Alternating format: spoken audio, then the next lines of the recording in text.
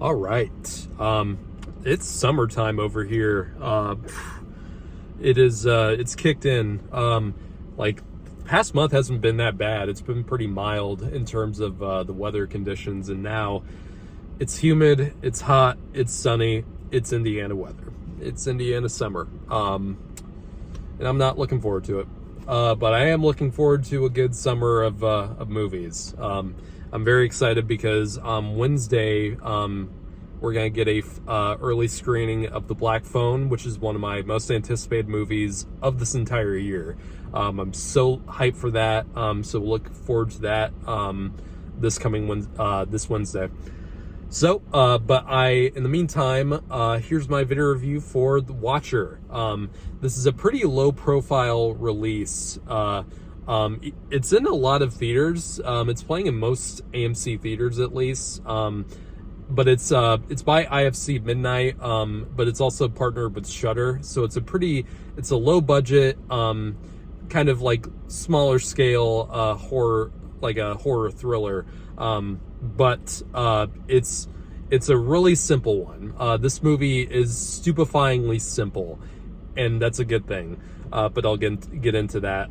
What it's about is basically Maika Monroe plays an American woman. She was an actress before. She was from New York, but she moves into a Romanian apartment with her new husband. He's got a job, he's constantly working, and so she's kind of trying to figure things out. So she spends a lot of her time getting adjusted to the new environment because she doesn't know Romanian, so she has a hard time speaking with other people. But things get pretty creepy when the first night they move in, she looks out the window and sees a guy across the street in an apartment building looking at her. And the next following nights it continues, and she even suspects that this guy is following her. And that's really all that there is to, like, that's pretty much the gist of this movie in a nutshell. There's a few other details that's added in there, but this movie is extremely simple. It's extremely easy to understand and follow, and that's part of the reason why I really enjoyed this movie so much. It's really nice to see a movie that doesn't overcomplicate itself, that doesn't feel the need to interject so many like thriller tropes or horror movie tropes in there. And we've kind of seen this kind of idea done before, obviously, with it does have a vibe of Alfred Hitchcock's Rear Window, because it's about a guy across the street looking, watching the main character. But there are many differences between this film and something like that. She, unlike a character like Jimmy Stewart's character in Rear Window, who was in a wheelchair and can't really go anywhere other than his apartment, Maika Monroe can go almost anywhere, and so she's being followed by this guy. And the guy is played by Gorman, who you may not recognize the name, but you will recognize his face probably. He was in Dark Knight Rises. He's been in the Pacific Rim movies as one of the scientists with Charlie Day. Really underappreciated actor. He's not in a ton of movies, but whenever he pops up, he's one to watch. He is extremely intimidating in this movie, and he really doesn't say that much at all.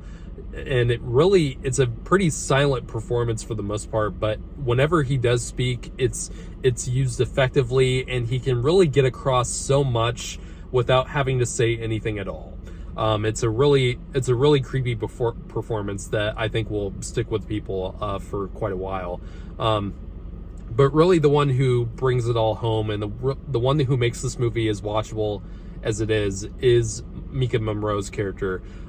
She is amazing in this movie. She's really great in this film. And I've always liked her ever since It Follows, and I hadn't really seen her in that much. Probably in the past few years, I haven't really seen her in anything like major.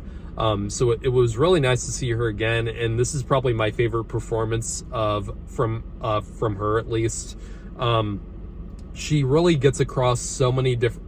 she really gets across the isolation of this character and, you know, the loneliness of a character like this, because not only is it isolating and terrifying to be, you know, watched by a complete stranger and being followed everywhere, it's also isolating and pretty scary in the fact that, you know, she is kind of alone in this, and the movie portrays her isolation from other people and this kind of alien landscape to her very well.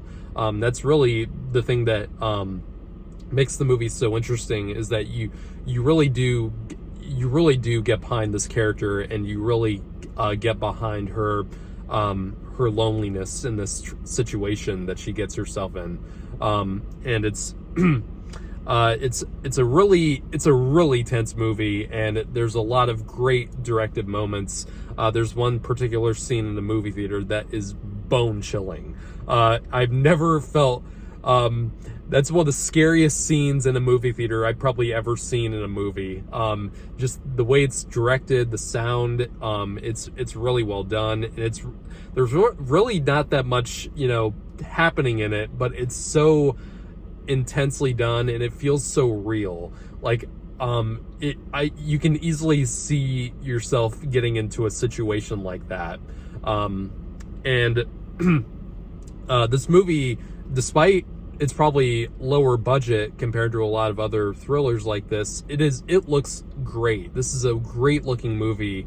It has a very cold color palette to it that really makes you feel uneasy, and it makes you feel the emotions you're supposed to with Maika Monroe's character as she's going through this whole thing. And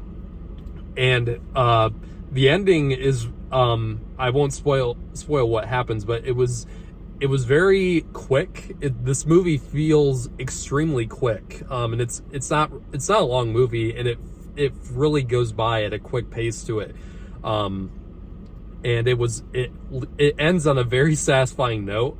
It might be a little abrupt for some viewers, but it ends on a really good note, and it doesn't hold you over like some other, you know, thrillers might do.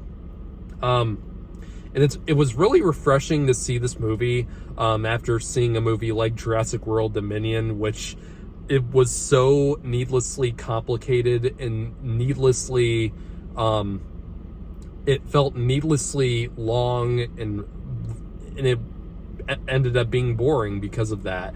This movie should be a lesson for movies like this, that you really don't need that much. You don't need too many plot details to make something entertaining or make it thrilling. Sometimes a simple idea like being watched by a stranger is all you really need to go forward and make a really entertaining movie, and a very tense movie at that.